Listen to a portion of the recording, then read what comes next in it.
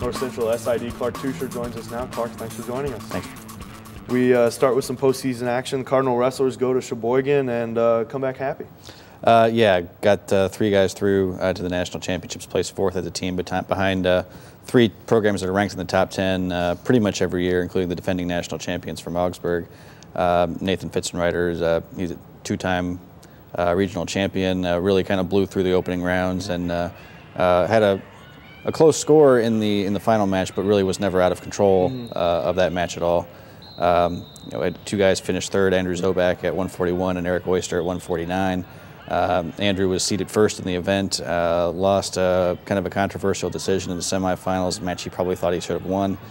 Came back and finished 3rd, and based on the strength of his performance during the season, was awarded one of the 9 at-large bids. Then Eric Oyster, a freshman at 149, very nearly pulled off an upset in the semifinals over a returning All-American from Augsburg. Winds up finishing 3rd, beating the same wrestler from Chicago 2 different times in the same day, which is pretty difficult, and was a recipient of one of the additional bids that the NCAA awarded late Sunday as part of their effort to expand the field from 160 to 170 wrestlers for this year's championships.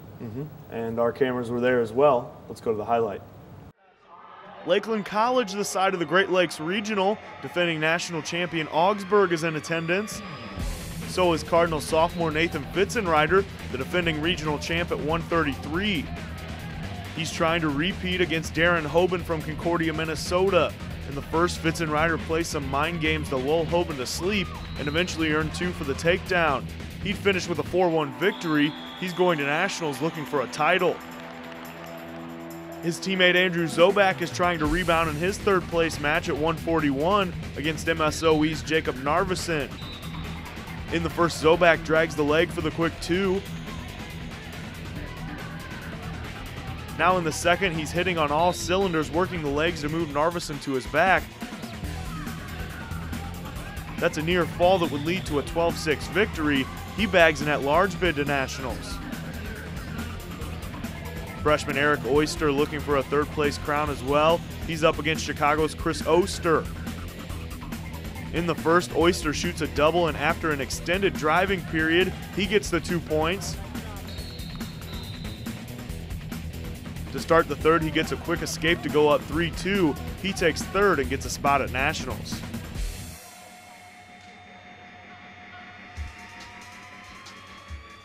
So moving to the track, men's track and field team makes it 11 conference titles in a row with some more qualifiers for Columbus. Dan Benton, a guy that really shined down in Bloomington.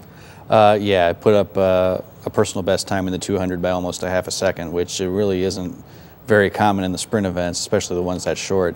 Also won the 400, and they survived a drop baton in the mile relay to still finish 2nd and post a pretty decent time. So there's some work left to do there, some potential to drop that time even further.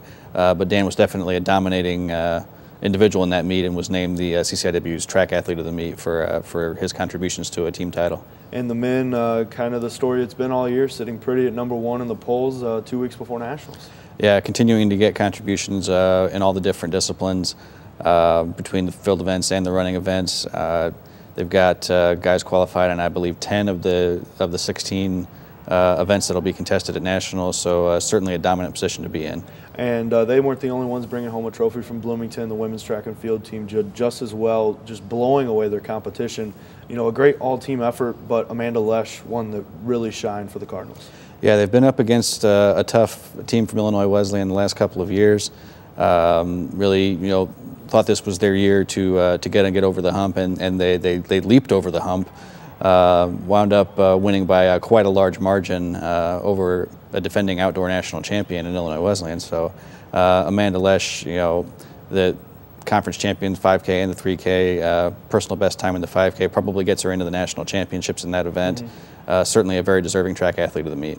And with only about a week and a half here until the national meet in Columbus, is it just the point in time where, this weekend you're maybe just working on shaving off those times, getting those little fine-tuned adjustments in here before the big test? Yeah, it's all about individual events at this point. You kind of set aside, the team element of it for a week and just work on, if you're trying to solidify your position, qualify an event, or if you're trying to get a mark at the last minute, trying to go from a provisional to an automatic mark.